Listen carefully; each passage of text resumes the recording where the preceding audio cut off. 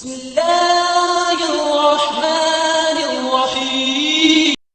رسول اللہ صلی اللہ علیہ وسلم نے چند لوگوں کو کچھ عطیہ دیا اور سعد وہاں موجود تھے۔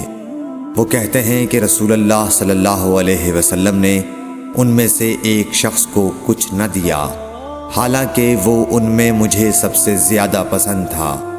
میں نے کہا حضور، آپ نے فلاں کو کچھ نہ دیا، میں اسے مومن گمان کرتا ہوں۔ آپ نے فرمایا مومن یا مسلمان؟ میں تھوڑی دیر چپ رہ کر پھر پہلی بات دہرانے لگا۔ حضور صلی اللہ علیہ وسلم نے بھی دوبارہ وہی جواب دیا۔ پھر آپ نے فرمایا کہ اے سعد، باوجود یہ کہ ایک شخص مجھے زیادہ عزیز ہے، پھر بھی میں اسے نظر انداز کر کے کسی اور دوسرے کو اس خوف کی وجہ سے یہ مال دیتا ہوں کہ وہ اپنی کمزوری کی وجہ سے اسلام سے پھر جائے اور اللہ اسے آگ میں اوندھا ڈال دے۔ صحیح بخاری حدیث نمبر 27۔